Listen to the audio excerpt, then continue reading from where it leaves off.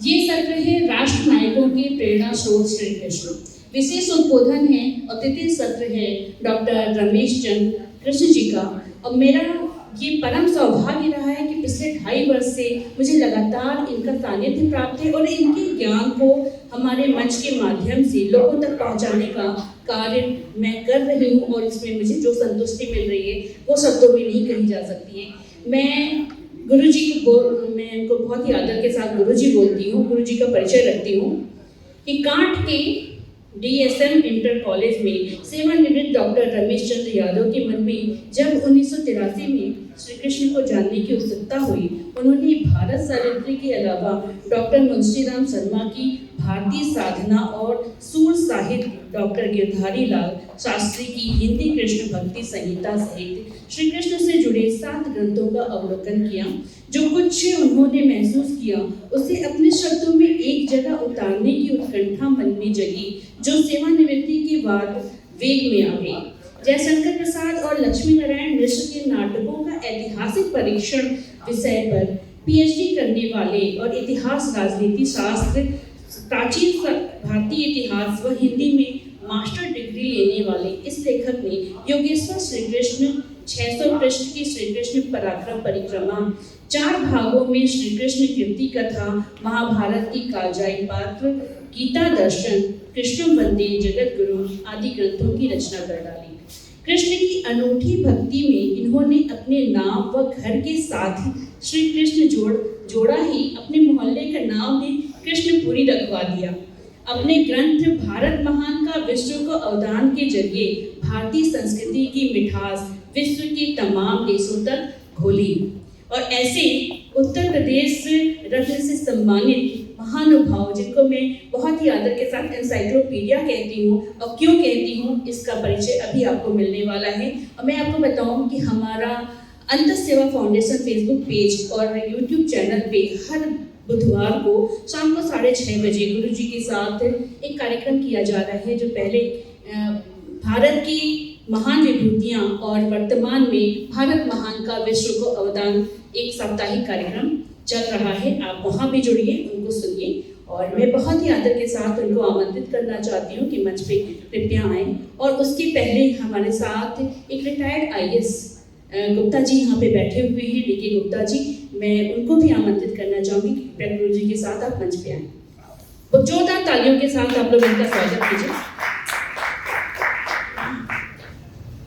और आज के इस सत्र के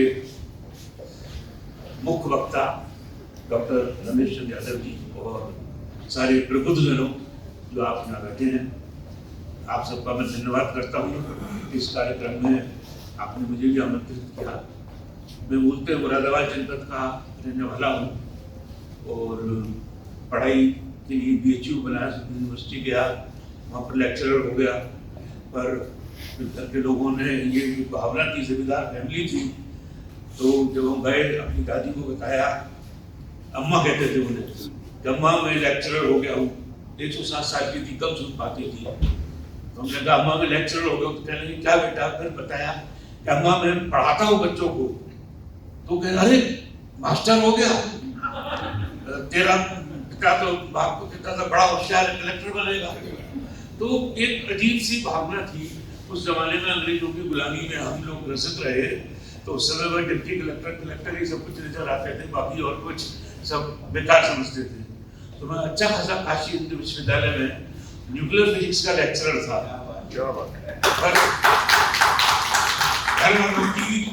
एक मनोदशा और उनकी जबरदस्ती के कारण फिर मैं प्रशासनिक सेवा में चला गया और फिर बाहर घूमते रहे। तो प्रशासनिक सेवा में तो आपके होम टाउन क्या, होम डिस्ट्रिक्ट में भी नहीं होती और होम कमिश्नर भी पोस्टिंग नहीं होती। रिटायरमेंट के बाद सब लोगों की इच्छा थी, हमारा घर भी है वहाँ और जमीनें भी हैं, बगीचे हैं, तो मुरादाबाद बस गए। वहाँ की बहुत पुरानी और बड़ी बढ़िया समिति है, वरिष्ठ सीनियर सिटीजन वेलफेयर फाउंडेशन। तो उसका उन्होंने मुझे प्रेसिडेंट बना लिया कि साहब आप आइए और यहाँ रहिए। तब से सब लोग मुझे जुड़ा हूँ। मुझे आकर बड़ी खुशी हुई। और यादव जी का इंट्रोडक्शन जो स्मिता जी ने दे दिया है, तो मैं क्या इंट्रोडक्शन उनका दूंगा, हमारे हम साथ साथ हैं, पर जितना ज्ञान यादव जी को अपने विषयों में है, उन्होंने 27-28 ग्रंथ लिखे हैं जो कि सभी शोध ग्रंथ हैं। एक तो होता है कि वैसे ही कुछ अपना लिख देना, एक ये होता है कि अध्ययन करना, रिसर्च करना, पुराने तथ्यों को निकालना और उन तथ्यों के आधार पर कुछ लिखना। तो यादव जी के जो ग्रंथ है वो शोध ग्रंथ है, बड़ी मेहनत कर बड़े पुराने चीजों को अध्ययन करके आपने लिखा है। और जो उनका ज्ञान है, जितनी चीजें आपको कहीं नहीं मिलेगी उतना जबरदस्त उनका ज्ञान है। जैसे रजनीता जी ने कहा कि आप उनका लेक्चर सुनिए तो खुद ही आप मंत्रमुग्ध होंगे और ये लगेगा कि क्या शानदार चीज है जो हमने कभी समझी नहीं थी, सुनी नहीं थी और उनके लेक्चर से हमें मिली। अब उनका लेक्चर शुरू होगा। एक शब्द मैं जरूर उनके बारे में कहूँगा कि आज पूरे हिंदुस्तान में अगर भगवान कृष्ण के बारे में जितना ज्ञान डॉक्टर रमेश चंद्र यादव को है उतना किसी को नहीं होगा। कि सबकी अपनी अपनी जीवन शैली होती है, सबकी अपनी अपनी जीवन शैली होती है। कुछ की चादर उजली, कुछ की मैली होती है और उन वृक्षों को बार बार सिंचना नहीं पड़ता, उन वृक्षों को बार बार सिंचना नहीं पड़ता जिनकी जड़ धरती में गहरी फैली होती है। तो गहरी जड़ों वाले ज्ञान के वृक्ष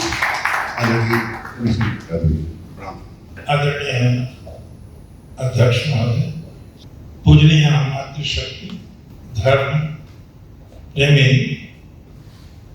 विरोधजन, प्यारे बच्चों, कभी कभी ऐसा हो जाता है कि किसी आदमी की बहुत तारीफ कर दो और वो उस कसौटी पे पूरा ना उतरे तो वो घबरा जाता है। आपने कुछ मेरी आवश्यकता से अधिक प्रशंसा कर दी है, मैं उसकी कदर करता हूं और एक प्रसंग से मैं अपने विषय पर आता हूं। आज का विषय है राष्ट्र नायकों के प्रेरणा स्रोत भगवान श्री कृष्ण।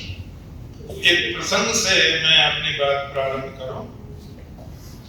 हिंदी के मूर्धन्य विद्वान, अंतरराष्ट्रीय ख्याति प्राप्त आचार्य हजारी प्रसाद द्विवेदी ने इमरजेंसी जब खत्म हुई थी तो एक लेख प्रकाशित हुआ था उनका 1980 में,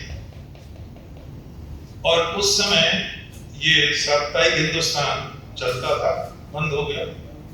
उसमें वो लेख था। तो उन्होंने लिखा, मेरी नियुक्ति शांति निकेतन में हो गई और एक बार मुझसे जो सीनियर प्रोफेसर थे आचार्य क्षिति मोहन सेन, वो मुझसे बोले, क्या तुम टहलने जाते हो सुबह को? तो नए नए थे बिल्कुल हजारी प्रसाद उस समय। बोले नहीं, मेरा नियम तो नहीं है, चलोगे क्या? अरे आप जैसे महानुभाव कहते हैं तो मैं सड़क पर चलूंगा। द्विवेदी जी ने कहा आओ। वो दोनों जा रहे थे, संयोग ऐसा हुआ, व्रत स्मरणीय, अभिनंदनीय, वंदनीय विश्व रत्न श्री रविन्द्रनाथ ठाकुर जी खड़े थे अपनी कोठी के सामने। क्षिति मोहन सर बोले, आज तो बड़ा सौभाग्य है, आओ चरण स्पर्श करें विश्व विभूति की। फिर आगे चलते चरण स्पर्श किए और रविन्द्रनाथ ठाकुर शब्द अंग्रेज की जीवनी पलटती थी, इसलिए वो टैगोर कर गए। और हम गुलाम से आजाद तो हो गए, लेकिन शब्दों में काफी गुलाम है अभी तक। उससे चट्टोपाध्याय जी कहा गया तो चटर्जी कर दिया, उससे बंद्योपाध्याय जी कहा गया तो उसका वो बनर्जी जी कर दिया। उन्हें चटनी बना दी हमारी सबकी। तो मैं कभी कभी कहता हूँ, अब तो हम स्वतंत्र हैं, अब हम ठाकुर लिखें को टैगोर छोड़ो। और एक ये भी जानने की बात है, बच्चे न जानते हो शायद, बंगाल में ठाकुर ब्राह्मण को कहते हैं। वहाँ ठाकुर का अर्थ क्षत्रिय नहीं है। ठाकुर शब्द पर शोध हुआ है, डॉक्टर बुद्ध प्रकाश कुरुक्षेत्र विश्वविद्यालय के प्रोफेसर थे, उनका शोध पत्र है वो, भारतवर्ष में ठाकुर शब्द 36 अर्थों में प्रयुक्त होता है। कहीं भगवान को ठाकुर कहते हैं, कहीं आप कौन ठाकुर हैं, यानी आपकी जाति क्या है, कहीं नाई को भी ठाकुर कहते हैं। तो उन्होंने लिखा है ठाकुर का एक लब्ध भाव, एक निष्कर्ष हम कहेंगे विशेष अधिकार संपन्न व्यक्ति। ये इसका मूल अर्थ है, स्वामी विशेष अधिकार प्राप्त। तो उन्होंने रविन्द्रनाथ ठाकुर जी ने बड़े ध्यान से देखा नए प्रोफेसर को, हजारी प्रसाद जी, तुम्हें नियुक्त हुए हो ना? बोले हाँ जी। क्या नाम है? अब एक बात और भी है, जो व्यक्ति सामने है वो तो एक नया बिल्कुल युवक है, अभी पढ़ के निकला है, और सामने विश्व की प्रतिभा खड़ी है, नोबेल प्राइज विनर खड़े हैं सामने। तो जैसे बाली को देखकर आधा बल समाप्त हो जाता था, तो द्विवेदी जी ने लिखा मेरी फूंक तो सरकते। तो बोले क्या नाम है? मैंने कहा हजारी प्रसाद द्विवेदी। ठाकुर जी ने थोड़ी देर देखा, फिर धीरे से बोले कौन से 2 वेद कंठस्थ हैं आपको? बोले अब तो मेरे पैरों की जमीन निकल गई, मुझे तो कोई भी वेद कंठस्थ नहीं है। तो मैंने बड़ी शालीनता से, संकोच से कहा कि मुझे कोई वेद कंठस्थ नहीं है। तो उन्होंने कहा द्विवेदी को लिख रखा है? बात तो सही है, द्विवेदी को लिख रखा है। तो बोले अच्छा कोई बात नहीं, अब अभ्यास करना। क्या रामायण पे पूछे कुछ तुमसे? वाल्मीकि रामायण पे। तो उन्होंने कहा क्या पढ़ी है तुमने वाल्मीकि रामायण? द्विवेदी जी ने हिम्मत बटोर के कहा हाँ पढ़ी है। ठाकुर जी ने कहा पूरी पढ़ी है? हाँ पूरी पढ़ी है। आद्यंत, पहले आद्योपांत कहते थे, अब और संक्षिप्त हो गया है आद्यंत, आदि से अंत तक पढ़ी। तो बोले क्या आपने कभी इस पर ध्यान दिया जिन वाल्मीकि जी ने सीता जी पर पृष्ठ के पृष्ठ लिखे हैं, भगवान राम पर लिखे हैं, विश्वामित्र पर, वशिष्ठ पर, अहिल्या पर, उन्होंने क्यों कि कहीं पे कुछ नहीं लिखा? अब तो होश हो गए, पता ही नहीं था ये सवाल कभी कोई पूछ लेता। तो केकई ने क्या बिगाड़ा था वाल्मीकि जी का, जो केकई के बारे में उन्होंने कुछ नहीं लिखा? तो जब उन्होंने ठाकुर जी ने देखा तो बोले छोड़ो कोई बात नहीं, तुमने महाभारत पढ़ा है? द्विवेदी जी ने कहा कहाँ आके फंस गए, सोई से जा रहे थे, आए थे हरिभजन वो डर लगेगा पास, यहाँ तो दंड बैठक शुरू हो गई। डरते डरते कहा हाँ मैंने महाभारत पढ़ा। तो मैं ये जानना चाहता हूँ भीष्म पितामह के बारे में क्या राय है? बोले वो द्वापर युग के महान व्यक्ति थे, ऊर्ध्वरेता ब्रह्मचारी थे, राजशास्त्र का अध्ययन पूरे भूपृष्ठ पर उनसे अधिक किसी का नहीं था। और जहां शरीर बल की बात है तो रथी, महारथी, अतिरथी, वो अतिरथी थे। तो ब्राह्म बल और छात्र बल के मणिकांचन संयोग में वो हिमालय है। ठाकुर जी प्रसन्न हुए, बहुत सुंदर। मुझे आपसे पूछना यह है कि जब इतने महान हैं भीष्म पितामह, बहुत सुशिक्षित हैं, बहुत अच्छे धनुर्वेदज्ञ हैं, राजनय के बहुत अच्छे ज्ञाता हैं और चरित्र निष्कलंक है। कबीर ने कहा ना, सो चादर नर मुनि ओढ़ी, ओढ़ के मैल कीन चदरिया, दास कबीर जतन ते ओढ़ी, ज्यों की त्यों कर दीन चदरिया।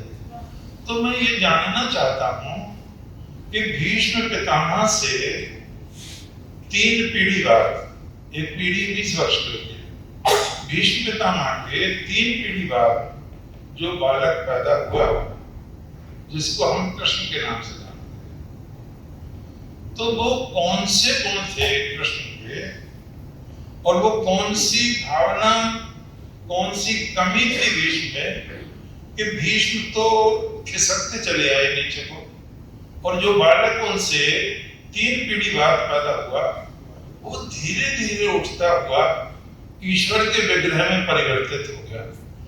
अब तो बहनों और भाइयों बिल्कुल ही सौदा बिक गया। और हरि प्रसाद द्विवेदी जी का बोले भाई कमाल है, वाकई में ये विश्व कवि हैं, नोबेल प्राइज से भी कोई बड़ा प्राइज होता वो इन्हें मिलने के पात्र हैं। तो डर के मारे घिघी बन गई हरि प्रसाद जी की और बोले गुरुजी क्षमा करें, मेरे पास इन प्रश्नों का उत्तर नहीं है, न मैंने कभी सोचा था। तो उन्होंने एक बात कही, मैं तुम्हें लज्जित नहीं कर रहा हूं, तुम्हें संस्कृत पढ़ाने बुलाया है यहाँ, तुम वेदों का अध्ययन करो, उपनिषदों का अध्ययन करो, ब्राह्मण ग्रंथों का विधिवत अध्ययन करो, राजनय का अध्ययन करो, और इस प्रश्न का उत्तर मेरे जीवन काल में देना है तुम्हें। अब ये शब्द, इस प्रश्न का उत्तर तुम्हें मेरे जीवन काल में देना है। हमने चरण स्पर्श किए और टहलने को निकल गए। अब टहलना किसका था, वो तो तमाम शांति भंग हो गई। और अब लिखा उन्होंने सन 80 में झगड़ा हुआ था मुरादाबाद में, बहुत भयंकर, और वो झगड़ा भी कहना नहीं चाहिए यहाँ, उन्होंने स्वयं करा लिया था नमाजियों ने, और हुकूमत थी वो खतरनाक वाली जो हिंदुओं की बात सुनती नहीं थी। और अब वो क्लियर हो गया है कि उसमें हिंदुओं का कोई हाथ नहीं था, शासन भी उन्हीं का था, उन्हीं के द्वारा प्रेरित थे। तो उसमें 80 में ज्ञानी जेल सिंह आए थे, उस समय गृह मंत्री थे वो, पारकर इंटर कॉलेज में उनका व्याख्यान था। तो उसी समय साप्ताहिक हिंदुस्तान में ये संस्मरण लिखा था हरि प्रसाद द्विवेदी का।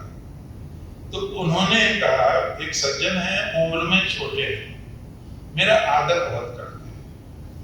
उन्होंने मुझसे कहा, द्विवेदी जी तुम्हें भारत की जनता कभी माफ नहीं करेगी। तो हम ठाकुर जी के माने हुए वो सवाल का जवाब दे नहीं पाए, तो ठाकुर जी का स्वर्गवास हो गया, बहुत अंतर था दोनों के ऊपर। और अब ये कह रहे हैं भारत की जनता माफ नहीं कर पाएगी। तो मैंने क्या अपराध कर दिया है? हम बहनों और भाइयों अपने को दूध का धुला समझते, और हम समझते हमने कोई अपराध नहीं किया। लेकिन मुझे बहुत प्यारी बात लगती है भगवान श्री कृष्ण की, सर्वारंभा ही दोषेण धूमेन अग्निर्वापता। हर काम में कोई ना कोई दोष, कोई ना कोई बुराई रहती ही है। जिस तरह हर प्रकार की अग्नि के साथ प्रत्यक्ष या अप्रत्यक्ष धुआं रहता ही रहता है। तो उन्होंने कहा, आपको भारत की जनता कभी माफ नहीं करती। तो उन्होंने कहा, मैंने क्या अपराध कर दिया? ये बहुत अच्छी बात है, मैंने क्या अपराध कर दिया? तो उन्होंने कहा, आप भारत के ही नहीं, विश्व के सबसे बड़े साहित्यकार हैं, आपकी आवाज लाखों लोग सुनते हैं। आपको भारत की जनता इस प्रकार माफ नहीं करेगी जैसे द्रौपदी ने भीष्म पितामह को नहीं किया। ओहो बहनों भाइयों, प्रश्न वही लौटा। आप ये देखें, जादू वो है जो सर पर चढ़कर बोले, वही प्रश्न लौटाया। तो उन्होंने कहा, भैया ये तो गुरुजी ने भी पूछा था भीष्म पितामह के बारे में, अब मैंने बहुत कुछ पढ़ लिया है उनके बारे में, मैं उनकी कमियां भी जान गया। क्यों उनको अवतार घोषित नहीं किया गया? क्यों श्री कृष्ण को विराट आसन पर बैठा दिया गया? लेकिन मेरी कमी बताओ, मैंने क्या अपराध किया? तो उन्होंने कहा, आपसे छोटा हूं मैं, आपकी आज्ञा लेते हुए बता रहा हूं। आप इतने बड़े साहित्यकार हैं, इमरजेंसी में जो अत्याचार हुए प्रजा के संग, नाखून उखड़वा लिए गए, युवा बच्चों की नसबंदियां करा दी गई, सारे नेता जेल में ठूंस दिए गए, कोई सुनने वाला नहीं था। या आपने 2 शब्द लिखे, तो बड़ी भारी गलती हो गई, वाकई में कुछ नहीं लिखा। अभी यहाँ बहस हो रही थी साहित्यकार का क्या दायित्व है, तो साहित्यकार का ये दायित्व है जो उन्होंने नहीं लिखा। मैं एक किताब पढ़ रहा था, इंदिरा गांधी का अभिनंदन ग्रंथ भाग 3, तो उसमें कई लेखक हैं, मुझे 2-3 नाम याद आ गए। शांता पांडे है कोई श्रीमती, और एक परमेश्वरी शरण है कोई, एक और है कोई गोविंद चंद। उन्होंने उस किताब में इंदिरा गांधी की चाटुकारिता में ये लिख दिया कि कोई अत्याचार ही नहीं हुआ, हिंदू जनता पर कोई अत्याचार नहीं हुआ, ना औरंगजेब ने किया ना किसी ने किया। तो मैंने वो किताब पढ़ी और पढ़ के बंद कर दी और भगवान से कहा, हे प्रभु आनंद दाता, ज्ञान इनको दीजिए, तुम काहे साहित्यकार हो, तो ये तो गलत बात कर रहे तुम। तो उन्होंने कहा, आपने जनता की बात शासन तक नहीं पहुंचाई, आपको ये भी डर होगा कि जब इतने बड़े बड़े नेता जेल में हैं तो तुम भी जेल में चले जाओगे, तो ये आपका अपराध है।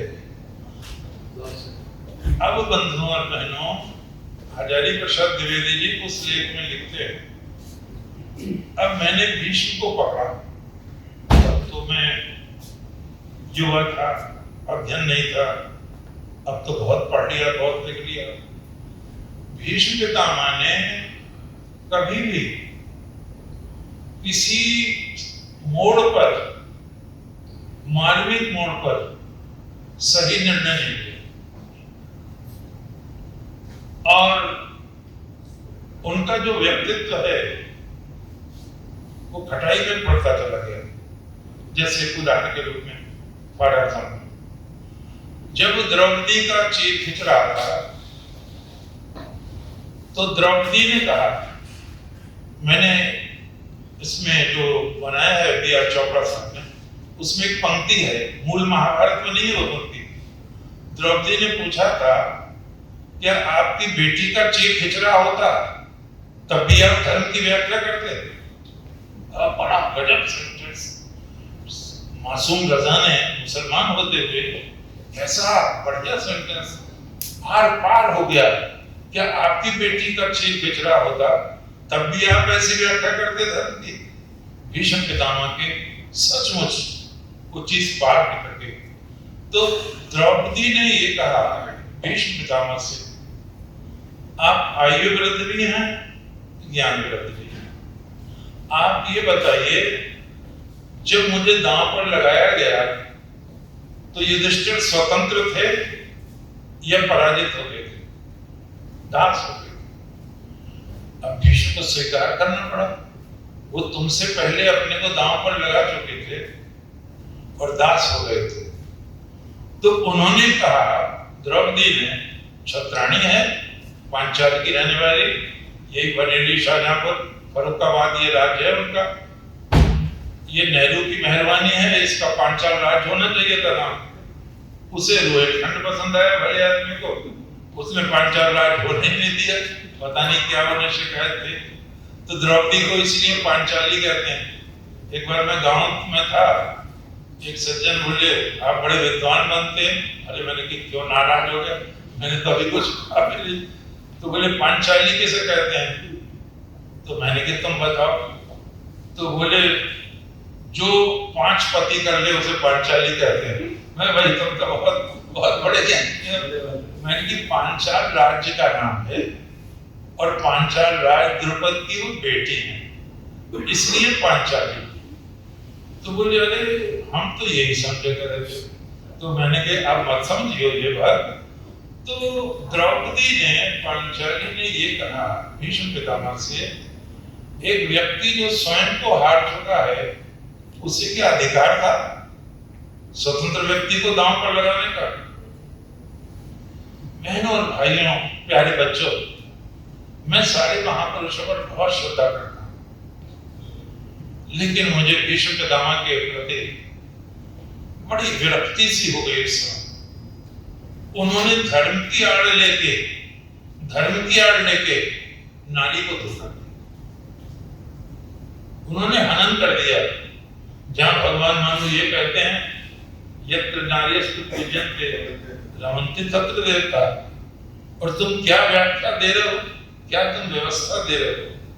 और भीष्म पितामह ने एक और चालाकी कर दी। उन्होंने कहा जितना धर्म मैं जानता हूं युधिष्ठिर भी उतना ही ज्ञाता है, इसी तो धर्मराज कहते हैं, मुझे तो कोई धर्मराज भी नहीं कहता। बेटी तुम युधिष्ठिर से ही पूछ लो। तब द्रौपदी ने कहा आज मैं समझ गई हूं भारतों का सब धर्म नष्ट हो गया है। भारत का मतलब भरतवंश। आज मैं समझ गई भरतवंशियों का सब धर्म नष्ट हो गया है। भीष्म आपको धिक्कार है, द्रोण को धिक्कार है। जब ये शब्द गूंजे द्रौपदी के, तो वो वाली बात पकड़ ली हजारी प्रसाद द्विवेदी ने। उन्होंने इतिहास को सही निर्णय नहीं लिया, उसको धोखा दिया। एक नाटक ऐसा वक्त आया, उनके पिताजी किसी कन्या पर आसक्त हो गए भीष्म। अब उन्हें पता चला, तो अभी तक तो ये था माँ बाप बेटे और बेटी की शादी की चिंता करते थे, यहाँ उल्टी गंगा बहे थी। उनने बुढ़े बाप की शादी का हिसाब किताब जोड़ लिया भले आदमी ने, और वो करा भी दी शादी। और क्या कि मैं राज्य नहीं करूंगा, उन्हें तक तुम्हारे बच्चे भगा देंगे हमारे बच्चों को, बोले मैं विवाह ही नहीं करूंगा। तो देखो बहनों भाइयों, बात तो बहुत अच्छी है।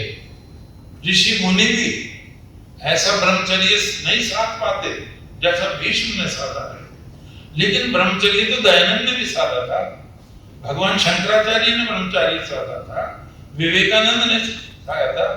और विवेकानंद की तो जितनी परीक्षा हुई उसमें तो वो सफल हो गए। हर कोई व्यक्ति सफल नहीं हो सकता। आप जब जीवन चरित्र पढ़ेंगे विवेकानंद को, इतनी इतनी सुंदर स्त्रियों में वो रहे हैं, प्रवचन किए हैं, उनके साथ भ्रमण किया है कि लोगों को गलतफहमी हो सकती थी। और एक बार उन्होंने कह भी दिया, मैं रामकृष्ण परमहंस का चेला हूं, मैं रामकृष्ण परमहंस का शिष्य हूं, जो वैश्या में भी माता का भाव देखते थे।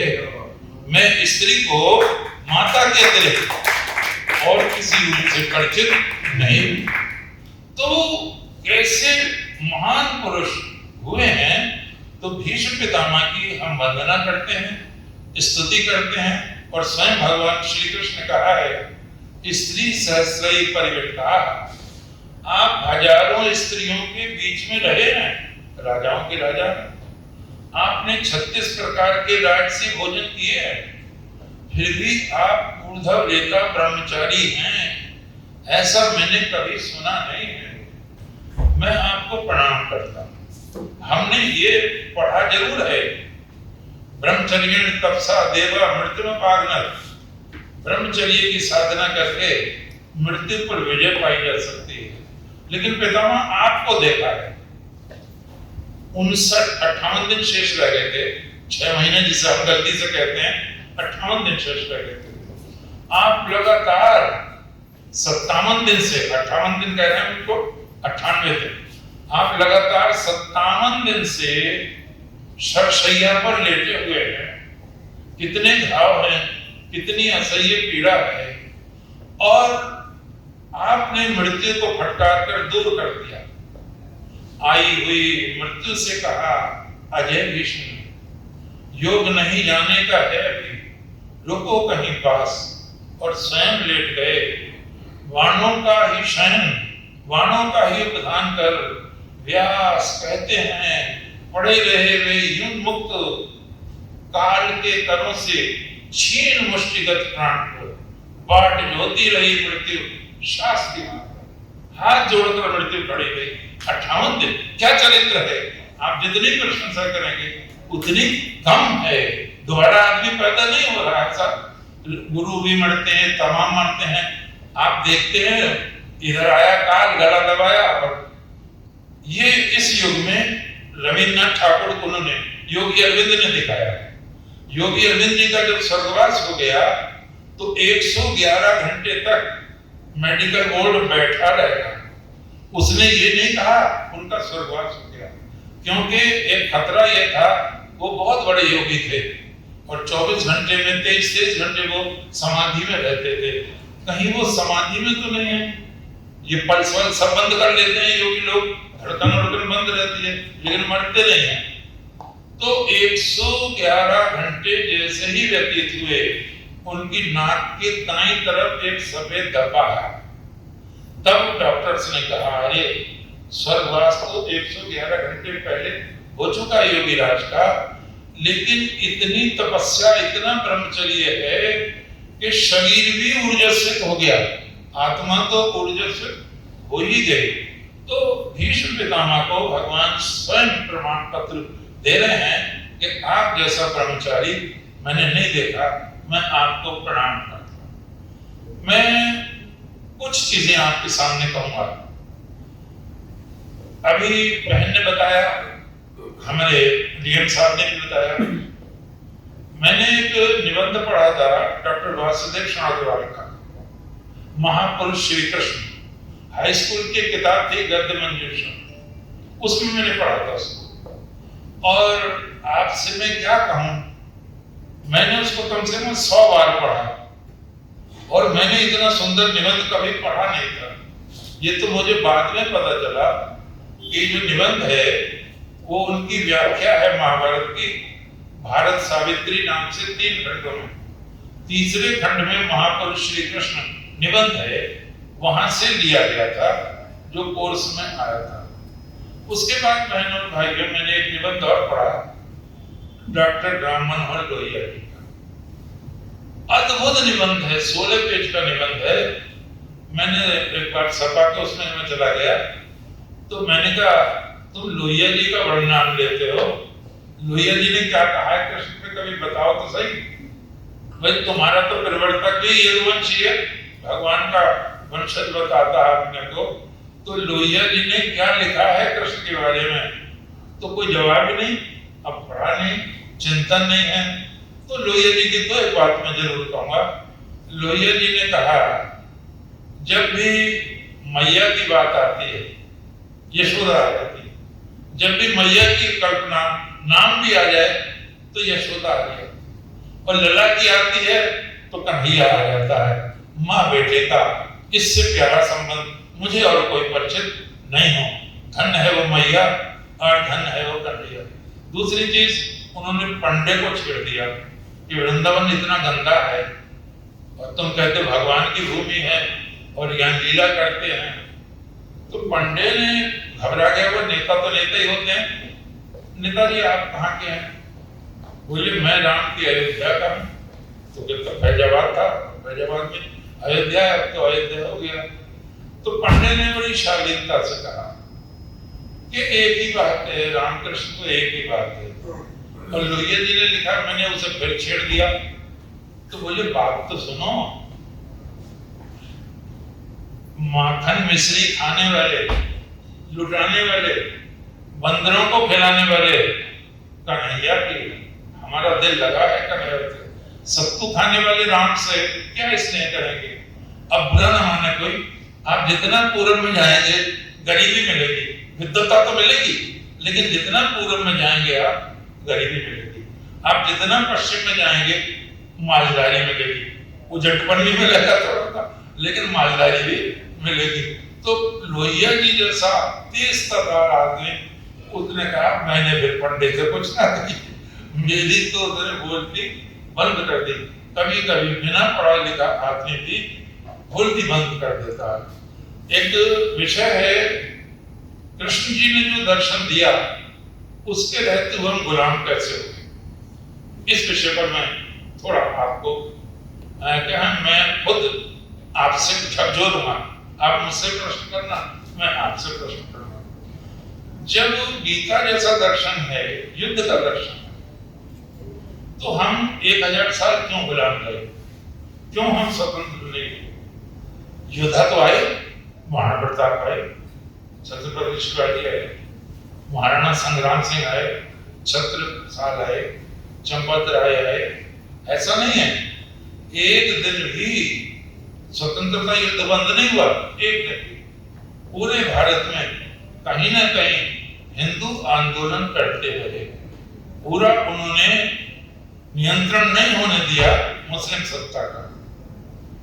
तो प्रश्न ये है, आप कभी नेताओं को सुने, हम 1000 साल से गुलाम थे।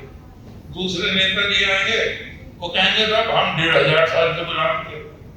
तीसरे तो बिल्कुल ही रिकॉर्ड के बोलेंगे, हम तो साहब 1700, तो मैंने होश तो लो, 1000 और 1500 1700 में तुम यार कैसे नेता हो, तुम्हें पता नहीं है। हम 24 जून सन 1206 को गुलाम थे, सोमवार था 24 जून 1206 सोमवार, और बृहस्पतिवार को 15 अगस्त 741 वर्ष 1 महीना 24 दिन बाद स्वतंत्र हो गए। मोटा मोटा आप कह सकते हैं 741 को कि हम 750 वर्ष गुलाम रहे। आप हीनता से ग्रस्त 1000 वर्ष कह सकते हैं, क्योंकि जब महमूद गजनवी ने मथुरा के मंदिर तोड़े, सोमनाथ का मंदिर तोड़ा, पूरे भारत को उसने नोच के खा लिया, तब हमारा पौरुष कहाँ था? उसने लूट कर चला गया वो बड़े आराम से। तो यहाँ एक प्रश्न है, बहुत काम का प्रश्न है, और ये सबसे पहले बंकिम चंद्र चट्टोपाध्याय जी ने उठाया, जिनका वंदे मातरम की। और मैं जब एक बुक सेलर है बहुत बड़े रामा बुल्लर को, तो मैं उनसे कृष्ण चरित्र मांगने गया बंकिम जी का, तो उपन्यास बताते चले गए लोग, और कृष्ण चरित्र नहीं था, उपन्यास लिखे उन्होंने, बहुत सारे उपन्यास हैं। तो बाद में लाइब्रेरी में मैं गया, वहां बंकिम चंद्र का कृष्ण चरित्र मिल गया, इंग्लिश पीरियड का है, बहुत गजब का।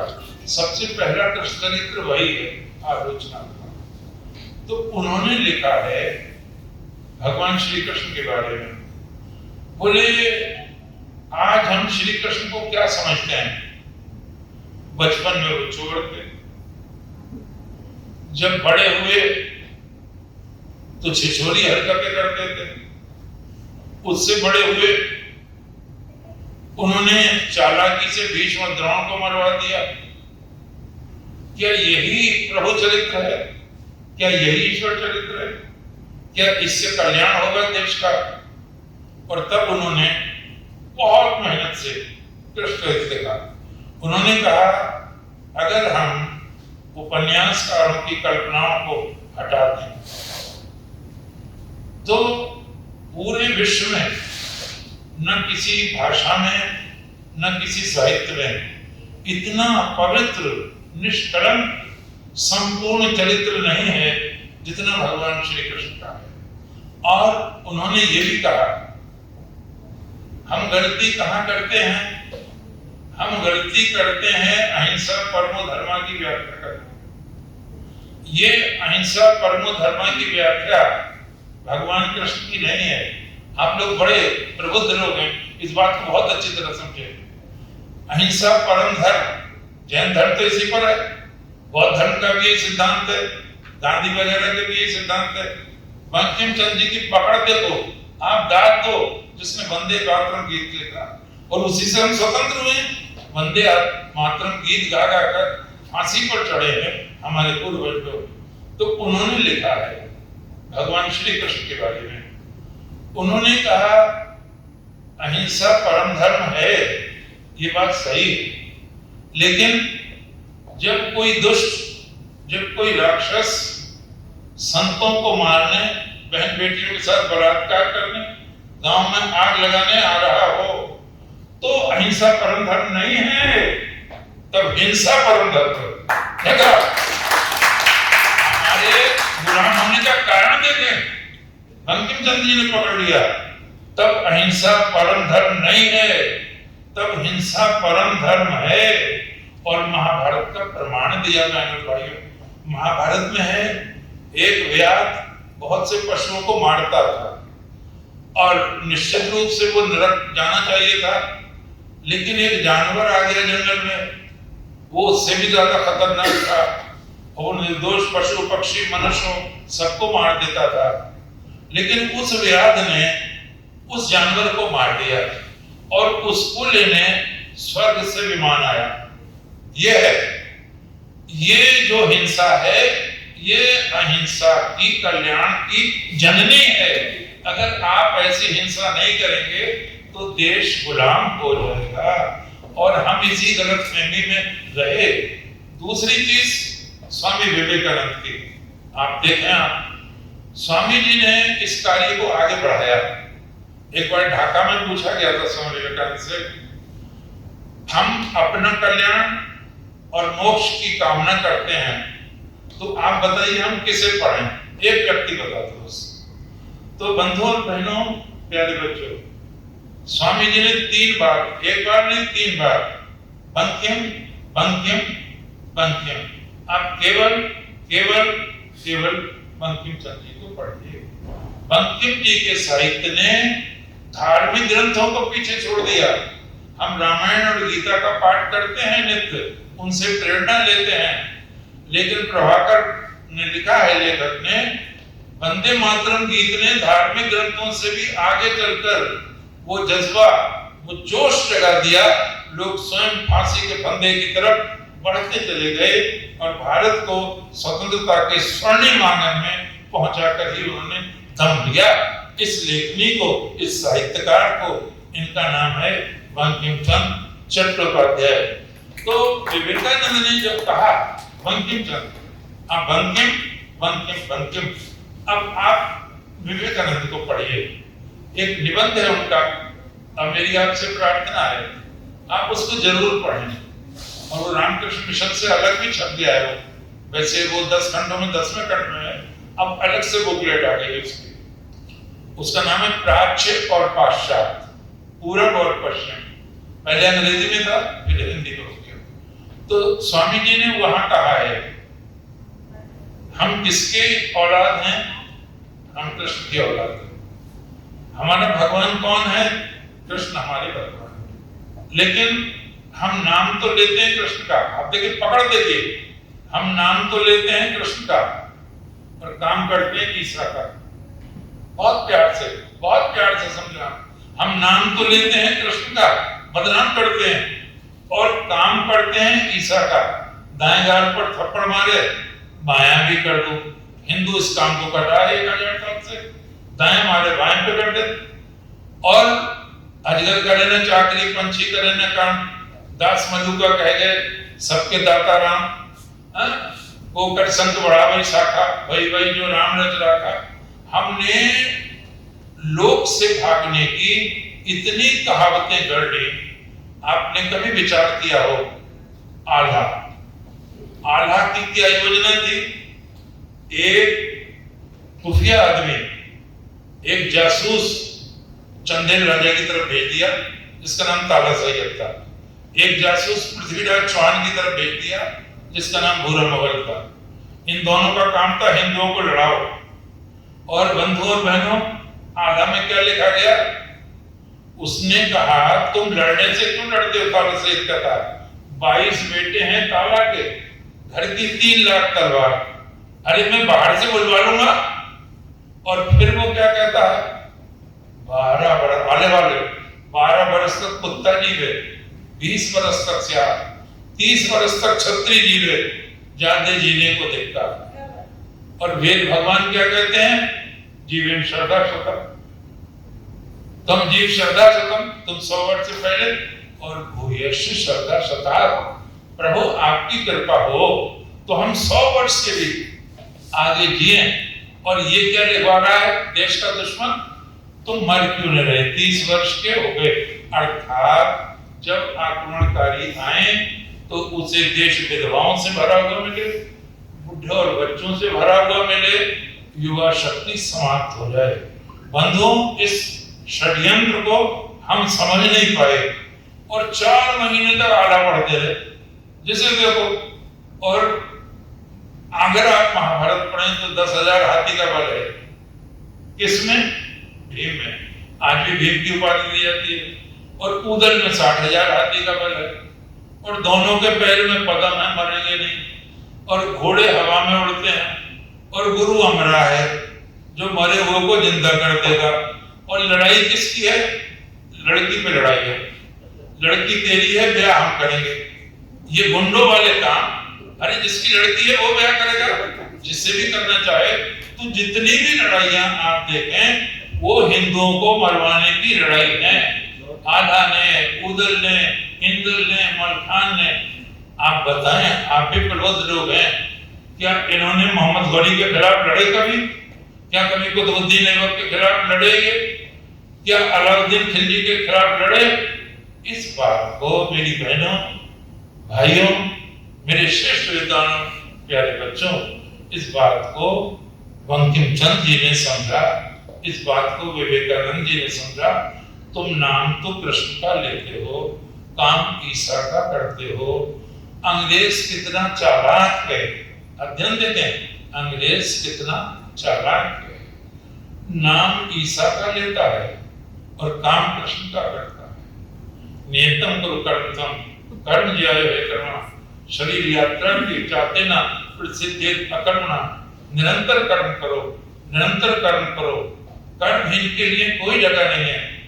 कहीं शयनो भक्ति संज्ञानस्तु द्वापरा। स्मिता जी कहाँ बैठी है? वो हाथ उठाती है जब बंद कराना हो। कभी ज्यादा बोल जाता हूँ, वहीं स्टॉप कर दूंगा, समझदार आदमी हूँ। वैसे अभी समय है तो मैं निवेदन आपसे कर रहा था कि जो चिंतन है उसको विवेकानंद ने पकड़ा, हम क्यों गुलाम हैं। और तब उन्होंने कहा, आप उनके शब्द देखिए, हम 1000 वर्ष के साहित्य को अगर निचोड़ें, ये शब्द है, मैं 1000 वर्ष के साहित्य को अगर निचोड़ूं तो उसमें आंसुओं की बूंदें हैं, विधवाओं का चीत्कार है, अनाथ बच्चों का चीत्कार है, धर्मांतरण है, जुल्म है, जजिया टैक्स है, 7-7, 9 वर्ष के बच्चे जिंदा दीवार में चलवा रहे।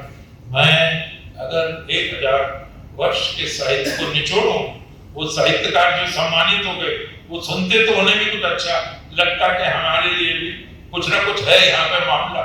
तो मैं 1000 वर्ष के साहित्य को निचोड़ता हूँ तो आंसुओं की बूंदें निकलती हैं। ये रुई के फाइल की तरह है। और स्वामी जी ने कहा, क्या भारत में नगाड़े नहीं बनते, धुंध भी नहीं बजती, क्या युद्ध के बाजे नहीं बजाए जा सकते? सारा देश कीर्तन करते करते, नाचते नाचते स्त्रैण हो गया है। ये शब्द है, सारा देश स्त्रैण हो गया है। और उन्होंने शिष्य से कहा, मेरी बात ध्यान से सुनो, भगवान श्री कृष्ण जब वृंदावन में है, गोकुल में है, तो प्रेम की शिक्षा देते हैं। लेकिन जब मथुरा आ जाते हैं, जब द्वारका आ जाते हैं, और तब कर्तव्य की शिक्षा देते हैं। हमारे कथावाचक क्या गलती करते हैं, आप विचार करना कभी। मैं नाम नहीं लूंगा, कोई नाराज हो जाएगा, उनके विचेले होंगे यहाँ। तो वो नाचते नाचते नाचते, तुम्हारी बहले आते हैं, होश तो लो, सारी पब्लिक को नचाएंगे और एसी में बैठकर रोएंगे, नकली आंसू निकाल लेंगे। अरे तुम्हें जो देना है वो नहीं दे रहे हो तुम वीर रस का संचार करो, तुम हमारे संस्कारों को उद्बुद्ध करो, तुम वो राम दिखाओ हमें, सत्य धार्यते चापो ना शब्दों भविष्य। तुम हमें वो भगवान श्री कृष्ण दिखाओ जिनसे शत्रु थर-थर कांपते थे। तुम हमें दयानंद जैसा योगी दिखाओ, विवेकानंद जैसा प्रचारक दिखाओ, जिन्होंने भारत को इतना उठाया कि वो स्वतंत्र हो गया।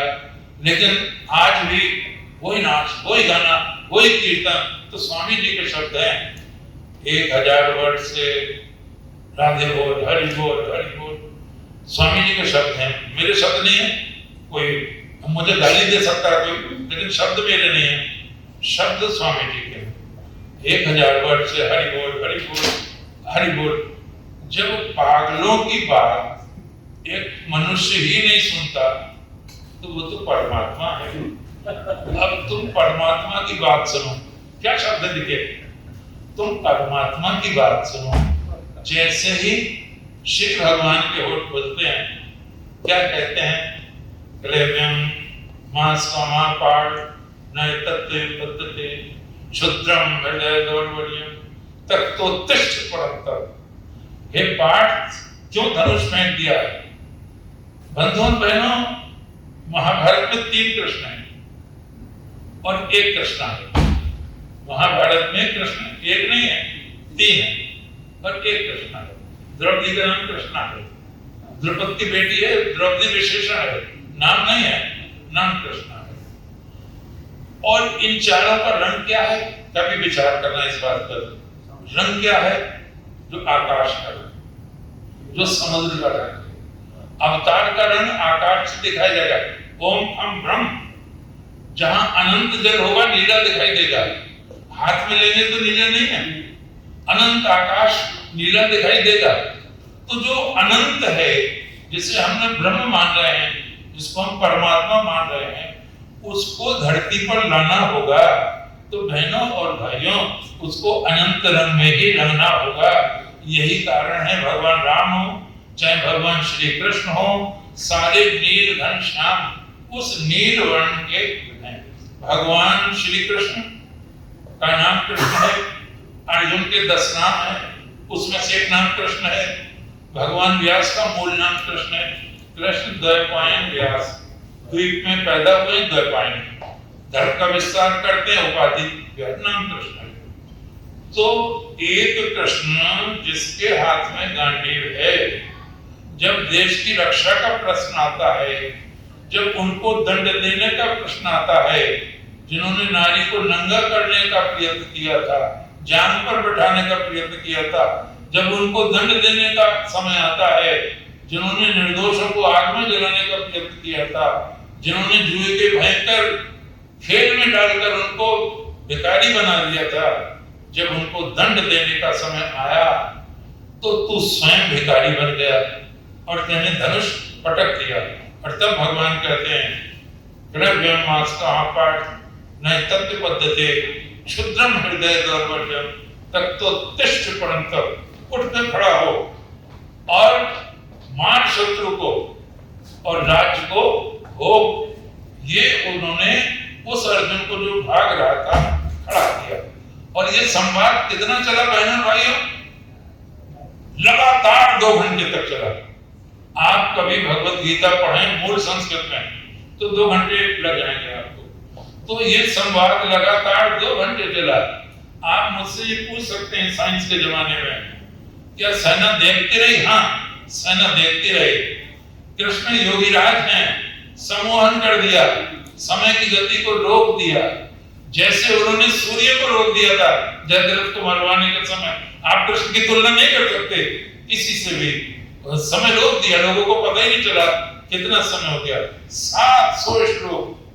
और दूसरे कृष्ण ने गांडीव उठा लिया, लेकिन तीसरे कृष्ण ने क्या सोचा? व्यास ने, अरे ये तो कभी नहीं हुआ था।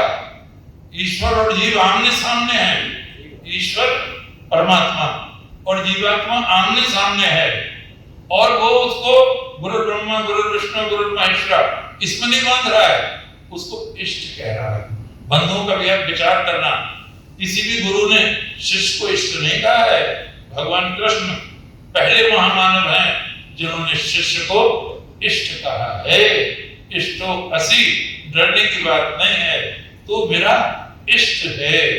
और जब व्यास भगवान ने ये देखा कि इसमें निष्काम कर्मयोग है, इसमें समता का सिद्धांत है, इसमें स्थित व्रत दर्शन है, इसमें त्रिगुणातीत का वर्णन है, तो उन्होंने सोचा ईश्वर से प्रश्न किए गए हों और जीवात्मा ने किए हों और ईश्वर प्रश्न को उत्तर देता हो, ऐसा 1,97,29,49,124 वर्ष की कालावधि में कभी नहीं हुआ था।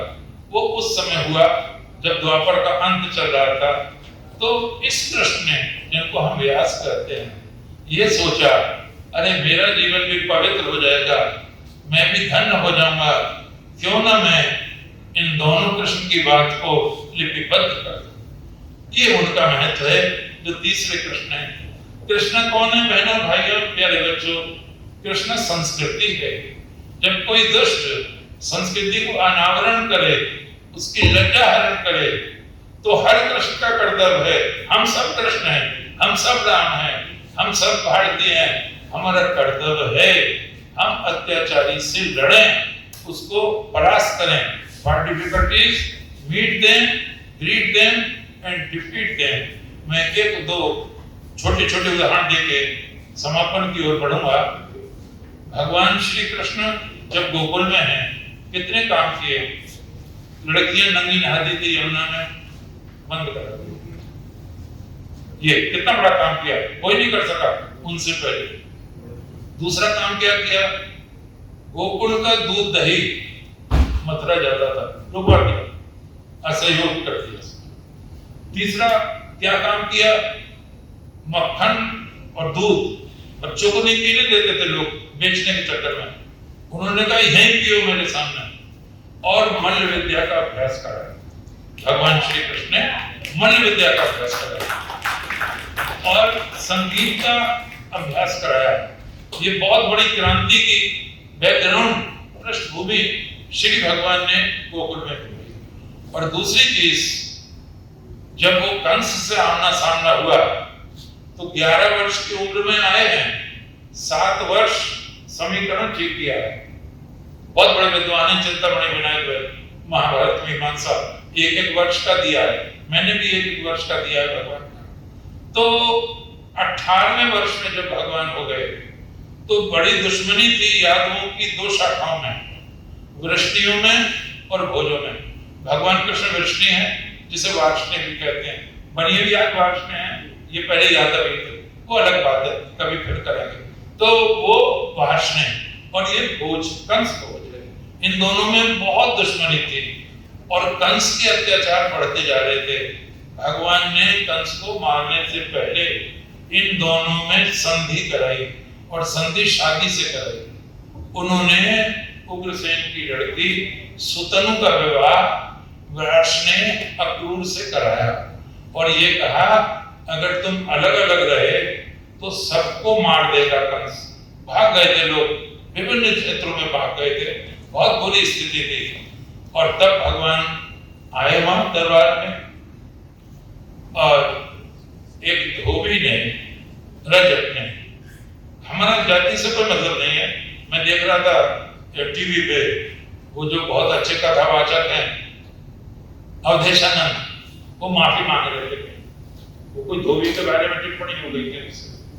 हो जाता कभी कभी, ऐसा चाहता नहीं व्यक्ति, तो हम प्रसंग बने रहे। रजक भगवान जब टहल रहे हैं तो वो एक रजक है, राज परिवार के कपड़े लेके जा रहा है, तो श्री भगवान ने उससे कहा ये तो राजाओं के वस्त्र हैं।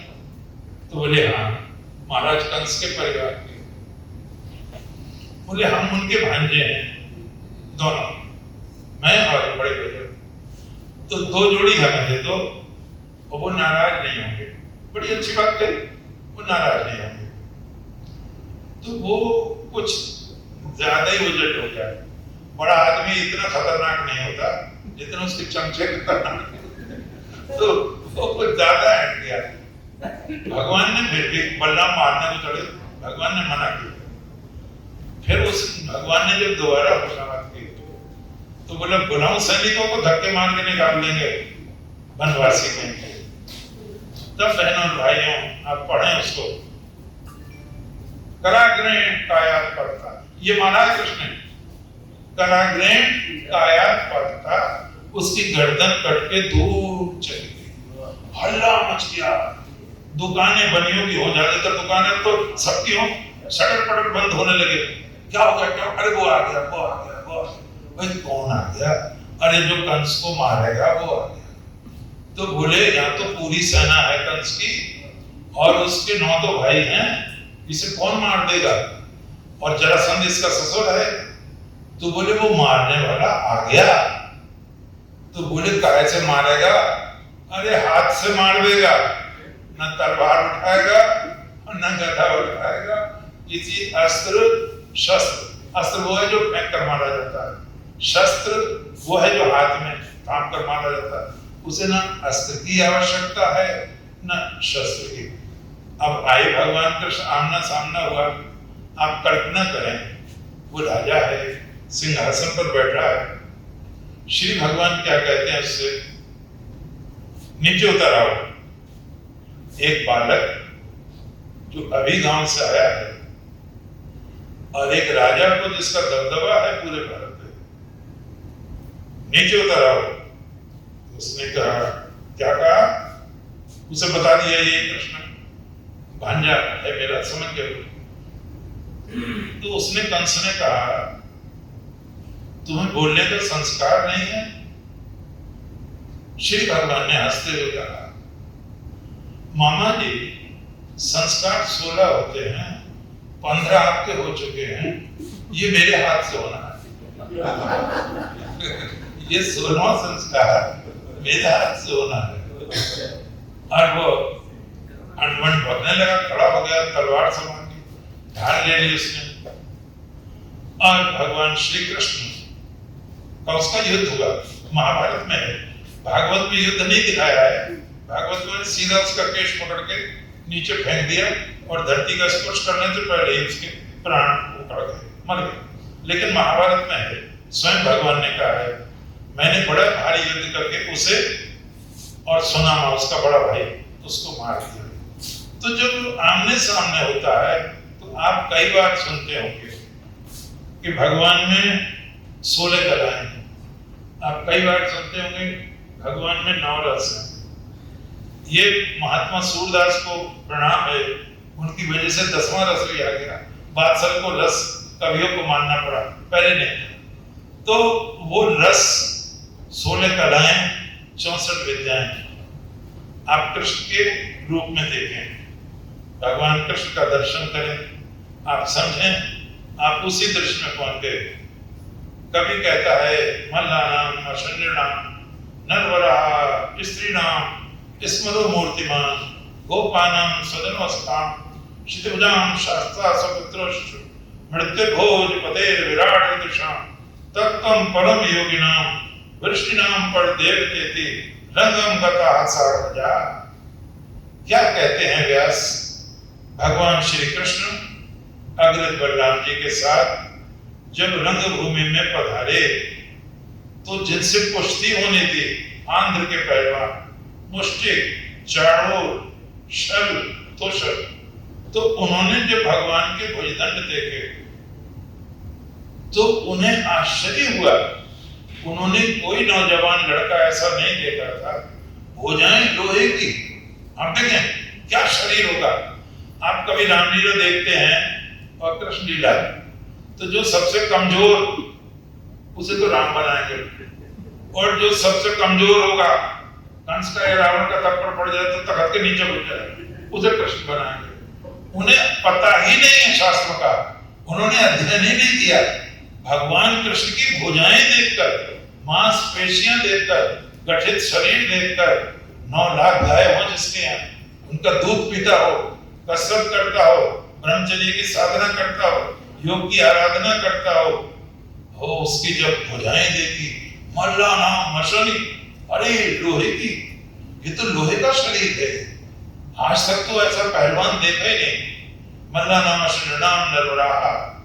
मनुष्यों ने देखा, अरे ये तो राजा है, ये तो भेड़िया बैठा था। कंस को कहा ये तो भेड़िया बैठा था, राजा तो ये है। तो पब्लिक ने उनमें राजा के दर्शन किए, पहलवानों ने उनमें मानव के दर्शन किए। मल्लानाम अश्नाम नरवरा स्त्रीणाम स्मरो, जो जवान बेटियां बैठी थी। देखो मैं इसे पाप कभी नहीं मानता। लड़की लड़का ये प्रकृति है, पुरुष है, ये आकर्षण नहीं होगा तो सृष्टि समाप्त हो जाएगी। ये आकर्षण स्वाभाविक है, इसको नियंत्रित किया जा सकता है। भगवान ने कहा धर्माविरुद्धो कामोऽस्मि, मैं धर्म से सम्मत काम हूं, धर्म के विपरीत नहीं।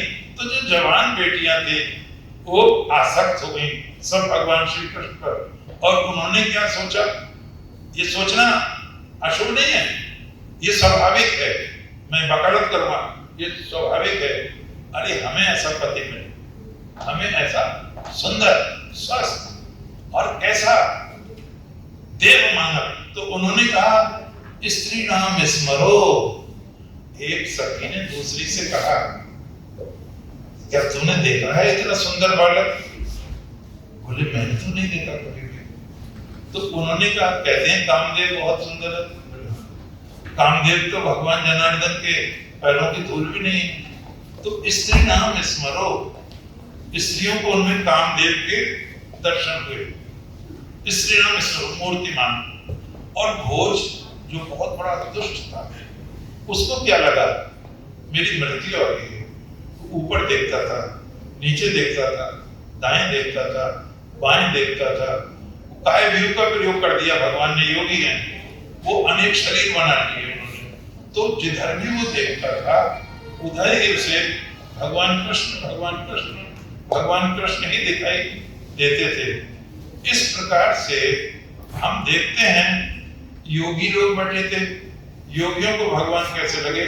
परम तत्व साक्षात ब्रह्म मानव रूप में उपस्थित हो गए। गो, जो गौ के रक्षक थे, उनको कैसे लगे भगवान? स्वजन। अरे बालक अपना है। तुलसीदास ने जब लिखा है जाती रही भावना जैसी, वो पहले इसी में समेट रहे थे, लेकिन जब उन्होंने भागवत की तरफ देखा तो उनकी हवा खराब हो गई कि कृष्ण का चरित्र तो आगे जा रहे हैं राम से। फिर उन्होंने पूरे रस निकाल के उसमें तब राम पर आरोपित कर दिए हैं। ये भागवत का प्रकरण। अब स्मिता जी खड़ी हो गई हैं, मुझे समाप्त करना है और मैं एक प्रिय कविता, अच्छा कोई प्रश्न करने हो तो कर लें, फिर मैं समाप्त करूं। किसी दिन करेंगे, कोई प्रश्न करना हो तो कर लें। अच्छा, मैं उस चीज को आपके सामने रखूं कि बंकिम चंद्र जी ने, विवेकानंद जी ने, लोकमान्य तिलक ने, स्वामी दयानंद ने पुरुषार्थ जगाया। लोकमान्य तिलक ने गीता रहस्य में लिखा, अपहाय निजम कर्म कृष्ण कृष्णेति वादिना। जो अपना स्वधर्म छोड़कर, अपनी ड्यूटी छोड़कर कृष्ण कृष्ण रटते हैं, वो कृष्ण के भक्त नहीं हैं, वो कृष्ण के शत्रु हैं। कृष्ण ने भी तो दुष्टों को मारने का व्रत लिया था। तुमने क्या देश को आजाद करने का व्रत लिया है? Swaraj is my birthright and I share it. मैं उन संपूर्ण चरित्र को कवि के शब्दों में समाप्त करना चाहूंगा। भगवान आए हैं और झोली फैलाकर भिक्षा मांगे। पूर्णाम पांडवानाम च क्षमा साधित भारत अपना शेन वीरानाम एतत् याचितुम आगता। बिना रक्त की बूंद गिरे शांति स्थापित हो जाए। लेकिन जब कोई बात नहीं बनी तो भगवान ने कहा, आप बहुत देर हो गया पूर्ण अज्ञातवास, पांडव लौटे वन से साहस, पावक में कनक सदृश टक्कर, वीरत लिए कुछ और प्रखर, सौभाग्य न सब दिन सोता है। देखें आगे क्या होता है, देखें आगे क्या होता है। भगवान हस्तिनापुर आए, पांडव का संदेशा लाए। दो न्याय अगर तो आधा दो, दो न्याय अगर तो आधा दो, पर इसमें भी यदि बाधा हो तो दे दो केवल 5 ग्राम। रखो अपनी धरती तमाम, हम वही खुशी से खाएंगे, परिजन पर पसीना उठाएंगे। पर दुर्योधन वो भी दे न सका, आशीष समाज की ले न सका। उल्टा हरि को बांधने चला, जो था साध साधने चला। जब नाश मन पर छाता है, पहले विवेक मर जाता है। हरि ने भीषण हुंकार किया, अपना स्वरूप विस्तार किया। डगमग डगमग दिख गए डोले, भगवान कुपित होकर बोले, हाँ हाँ दुर्योधन बात मुझे, जंजीर पड़ा कर साथ मुझे। ये देव गगन मुझ में लय है, ये देव पवन मुझ में लय है। मुझ में विलीन झंकार सकल, मुझ में लय है संसार सकल। अमृत फूलता है मुझ में, संहार झूलता है मुझ में। उदयाचल मेरा दीप्त भार, वो मंडल बख्शिस्तर विशाल। मुझ परिनिबंध को घेरे हैं, मैं नाग मेरे पग मेरे हैं। दिखते जो ग्रह नक्षत्र निकल, सब हैं मेरे मुख के अंदर। भूलोक अतल पाताल देख, गत और अनगत काल देख, ये देख जगत का आदि सृजन, ये देख महाभारत का रण। मृतकों से पटी हुई भू है, लाशों से पटी हुई भू है, पहचान कहाँ इसमें तू है। अंबर में कुंतल जाल दे, पद के नीचे पाताल दे, मुट्ठी में तीनों काल दे, मेरा स्वरूप विकराल दे। सब जन्म मुझी से पाते हैं, फिर लौट मुझी में आते हैं। जिव्या से करती ज्वाल सघन, सांसों में पाता जन्म पवन। पड़ जाती मेरी दृष्टि जिधर, हंसने लगती है सृष्टि उधर। मैं जब भी मूंदता हूँ लोचन, छा जाता चारों ओर मरण। बांधने मुझे तो आया है, जंजीर बड़ी क्या लाया है। यदि मुझे बांधना चाहे मन, पहले तो बांध अनंत गगन। सोने को साध न सकता है, वो मुझे बांध कर सकता है। हित वचन नहीं तूने माना, मैत्री का मूल्य न पहचाना। तो ले मैं भी अब जाता हूँ, अंतिम संकल्प सुनाता हूँ। याचना नहीं अब रण होगा, याचना नहीं अब रण होगा। जीवन जय के मरण होगा, टकराएंगे नक्षत्र निकर। बरसेगी भू पर वन विकर, खंड शेष नाग का ढूंढेगा। दुर्योधन रण ऐसा होगा, फिर कभी नहीं जैसा होगा। भाई पर भाई टूटेंगे, विषबाण बूंद से छूटेंगे। वाया श्रृंगार से टूटेंगे, सौभाग्य मनुज के फूटेंगे। आखिर तो वो शाही होगा, हिंसा का पर्दाई होगा। थी सभा संग सब लोग डरे, चुप थे या बेहोश पड़े। केवल दो नर ना घाते थे, धृतराष्ट्र विदुर सुख पाते थे। कण जोड़ खड़े दोनों निर्भय, पुकारते थे जय जय। श्री भगवान सभा को छोड़ चले, करके रण गर्जन और चले। बहुत बहुत धन्यवाद।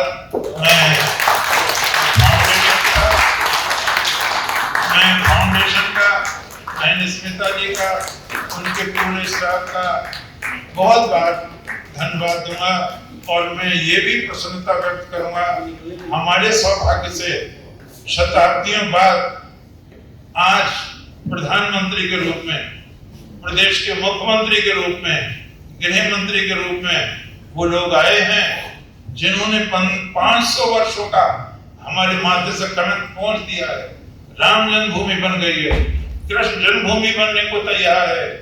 भगवान शंकर का उद्धार हो रहा है, हिंदी को प्रोत्साहन मिल रहा है, योग को अंतरराष्ट्रीय दिवस बना दिया गया है।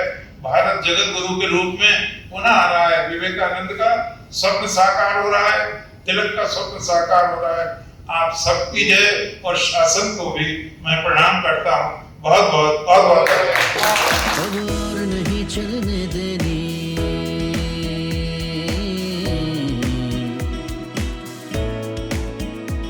अब और नहीं चलने देनी अंधियारों की मनमानी है।